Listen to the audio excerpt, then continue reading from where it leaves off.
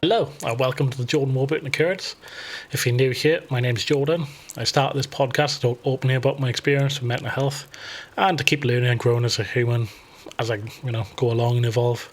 So today's episode is something I wasn't sure I'd ever really speak about openly, but through a bit of reflection, I realised it's a pretty important conversation to have. So this episode comes from my own personal struggle with regret, and if I'm honest, how I handle those feelings pretty poorly. Because a certain kind of regret doesn't shout out at you. It doesn't demand attention. It just sits quietly in the background. So after a big emotional shift in my life, which I'll talk about a little bit detail in a bit, I found myself struggling, not so much with the situation itself, but with the feelings that came after it. This episode isn't about the details of the breakdown or anything. It's about what it felt like to sit with regret, guilt, and really uncomfortable emotions, and what I learnt from dealing with them.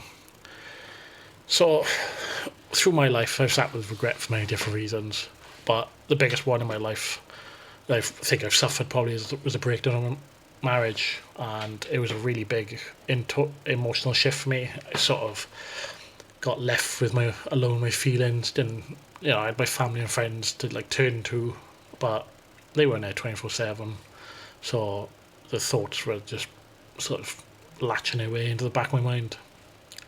And it's just this weird situation I found myself in where I didn't find regret sort of arrived loudly into my life. It sort of crept in. It was like little seeds planted in the back of my mind. And then it just kept having, random thoughts loop in. Is this all my fault? Could I have done more?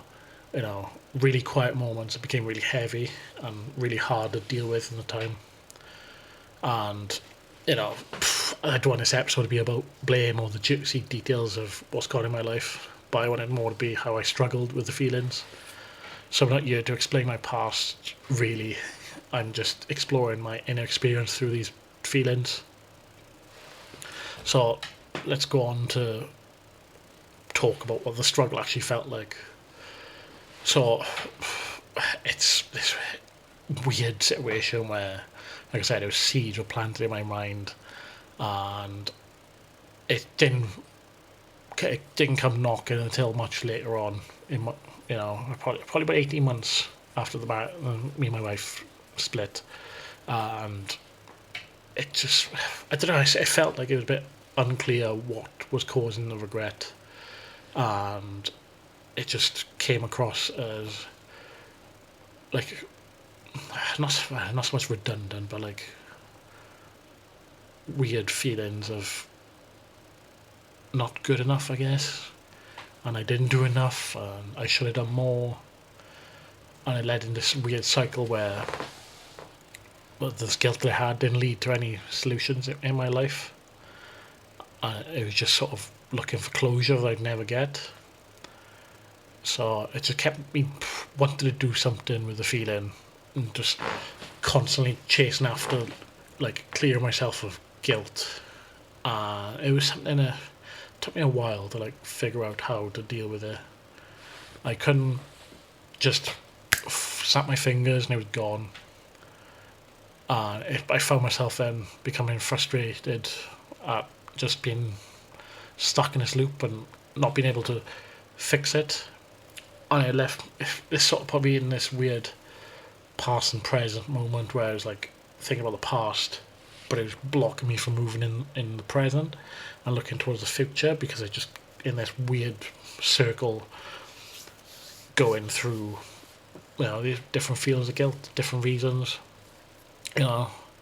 Was it, and then it led into other aspects of my life, and it was maybe I'm not a good enough father, maybe I'm just not a good enough person, and it sort of rotted me to my core in a really bad way. And it's why I think I struggled so much last year, towards the end of the year, where it all came to head. This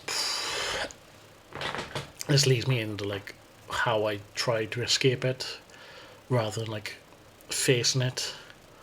I don't know, those feelings are like started, I'd probably say May, June 2025. They were just like starting to rear their ugly head. And I was just, doing the usual thing that people say to do, staying busy, going for walks, finding something to distract me, whether it's gaming or, going just out of the house so I wasn't stuck, being on my own with my thoughts when I had free time. And it just, this sort of led me into this weird path of, instead of feeling my feelings, I was just thinking about them. And it led me to just keep thinking about it, overthinking. And it just wasn't a good headspace. And from that, it just sort of led into more frustration because I wanted clarity rather than acceptance of it. So I was more like, I wanted clarity in my, what I thought were like failures in my life, rather than accepting the feelings, if that makes any sense. And then this is where, before I sort of clicked, I started to like quickly realise, well, I would say quickly, it took me almost 6 months to realise, but because I kept avoiding the feeling, I was just keeping it alive. It just kept brewing, and I, push it down to keep coming back up. So this is where like I sort of ended up having this internal shift. I can't even say it's a big anything happened. It was more my mind just sort of went, you need to stop avoiding it. You need to face it. You need to deal with it. And then it was a weird sort of realisation when I sat there, and I was like, you know what, not everything needs a solution, especially my emotions. Sometimes I just need to feel them, just be part of it, embrace what they're trying to tell me. And it sort of made me realise that regret and guilt isn't really punishment, it's information. And it's, I like to put a positive spin on everything. It's just information on how to do better. And I thought that was a really nice way to like look at it. And then this also led me down the path of like, it's good to just let feelings exist. Don't have to label them. Don't have to be a good or bad feeling. It can just be a feeling. What I sort of internally sort of looked and decided that, you're meant to feel feelings. You don't have to solve them. You don't have to be good or bad. It's just feelings. And feelings will pass. At least what feelings will. And that's when I was having these realizations. It just sort of took this zoomed out perspective of my life then. And I was like, the amount of times I've wrestled with feelings, fought them to not exist or wish they didn't exist. I was just wasting energy. I should just observe them and take a step back and realise trying to tell me something is something I need to deal with. This made me realise that I was sort of punishing myself for things I could never change. It's sort of taking me out of myself, and like I was present but wasn't present, if that makes any sense. And like one of my main anchor thoughts, I guess, if that's a good way to put it, the feeling isn't here to hurt me, it's here to be felt. And I think that's just a nice way to like rationalise it in my brain. You may not be like this or if you're listening, but it was just that realisation in my mind that feelings are feelings. They're not here. I'm not trying to hurt myself mentally. I'm just trying to feel them. So what helped me personally was just actually realising sometimes it's better to just sit with the discomfort, the feelings, sort of rationalise them. I keep saying rationalise, but You can't rationalize feelings. Just feeling them and understanding that they're there. And you're not going to go anywhere by avoiding them and just pretend like they don't exist or kind of distract myself from feeling them because it just doesn't lead anywhere good. You end up in this situation where, well, like me, it just comes to a head, and you feel in a worse place for not hitting them head on. There we are. Words are hard, and then it sort of gave me this new philosophy towards my how I deal with my emotions on a regular basis, and that's just naming them and being honest with myself what they actually are, whether it's guilt, regret, or happy, sad. Just naming how I'm feeling makes my life easier to understand what's going on in my head. So avoiding it never fixes any of that. And then this is where the biggest shift for me was. It was sort of separating responsibility from my regret, because I sort of turned it into a self-attack, and it's not a healthy mindset to have, to like blame yourself, to like think that's always the problem, or you could have done more. There's many facets of regret and guilt that are just so hard to deal with, and putting the attack on you doesn't make it any easier. It makes it harder, and it was a really hard lesson to learn. But it did teach me that realizing your self-worth and how hard you've come, how hard you've worked, and how far you've come, sort of makes you realize that no journey is black and white. There's so many forks in the road where things could have happened differently at any point. But the way life turns out is the way life turns out. You never know what journey you're going to be on, and it's not always going to be fun. You're not always going to enjoy, but you just take lessons and understand what you need to do moving forward.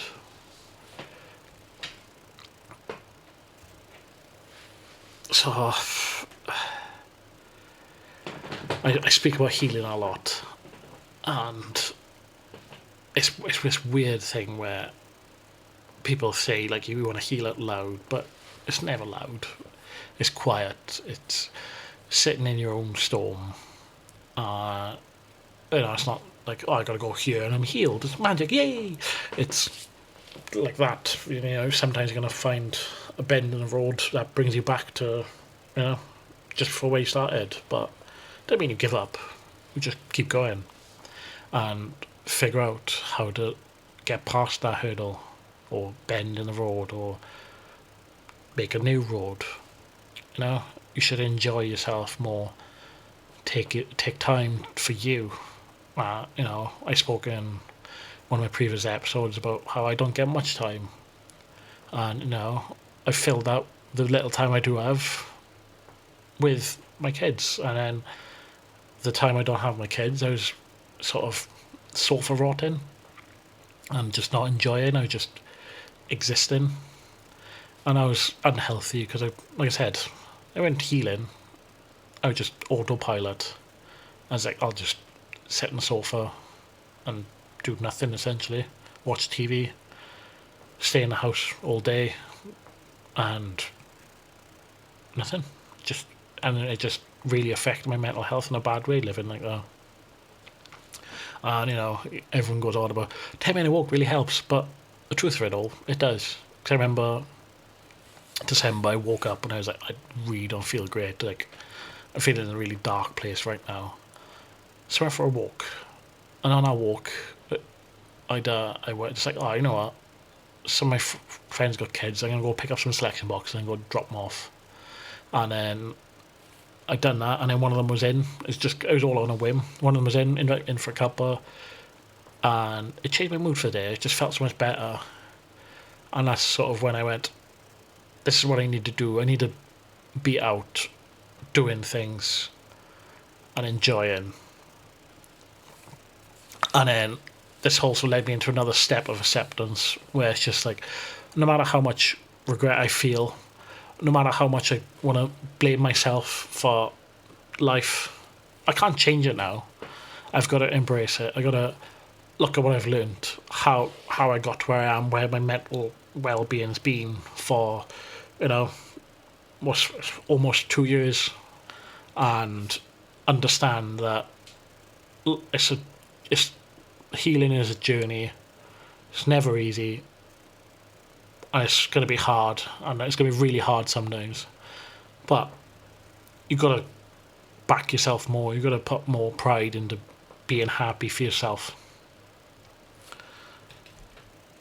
So, before I move on to the last part of this episode, I just want to quickly say, if you like this podcast, liking, subscribing, commenting really does help the channel more than you realise. It shows off to YouTube, Spotify, wherever you may be listening. I can't remember the name of all the platforms because I forget. But if you want to support the podcast further, I do have a Patreon, and I'm going to start sharing like extra reactions and behind the scenes thoughts for anyone who wants to go a bit deeper. I might throw out scripts as well where, you know, you can tell me if this subject sounds good to talk about it. But no expectations at all. I'm just grateful you're here, you're listening, and I hope you're enjoying. So the final part of this guilt I want to talk about was actually letting go of it. And it was this weird mindset they had. It was like, I have to let go, forget about it.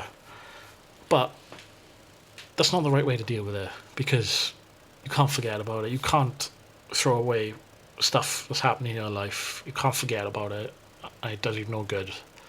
All you can do is remember the feeling, take lessons away if you can, because sometimes you feel secondhand guilt and it's not your fault. I can't excuse things because it's done. Things happen. It's done. I can't excuse this, that, or anything else. And I'm not here to rewrite the past because it's happened. And then take these three sort of points and then integrate that into a lesson for now. And you sort of shift from being stuck here to using what's here to now, bringing you back to the present moment. And it was so lovely to feel that like weight lift off my shoulders, bring me to now, and realise life is for living. It's not for living in the past. You can't go back there. You can't change things. You can't make things better now because it takes away what you've learnt now. Do what you can in the moment and move forward. Feel your feelings, but don't avoid them, because it just, like it happened to me. It was a seed rotted me from the inside out, and I never want to have to sort of feel like that again, because it was awful. It's probably let's go there. It's 100% the lowest I've ever been in my life, and I really don't want people to feel the way that I did ever, because it was frightening to be in that mindset. So let's close this episode out, and let's remember, regret doesn't mean failure. It just means you cared. You don't need answers from your past to move forward. You should be more present. Embrace the now. Enjoy the now. Life is for living. Letting go isn't about leaving the past behind. It's about coming back to yourself. Regret and guilt have this weird way to convince us that we need answers before we have to move forward. But what I've personally learned is that present and presence matter more than understanding and accepting. And the more you can do that and embrace it, the better you are to move on to the next chapter of life. So I'm going to leave you all with this question. If there's something you're still replaying in your mind, not because it needs fixing, but because it has been yet felt. If there is, maybe you don't need to push it away or solve it. Maybe just sit with it for a moment. As always, I want to thank you for spending this time with me. This has been the Jordan Warburton Occurrence. Bye!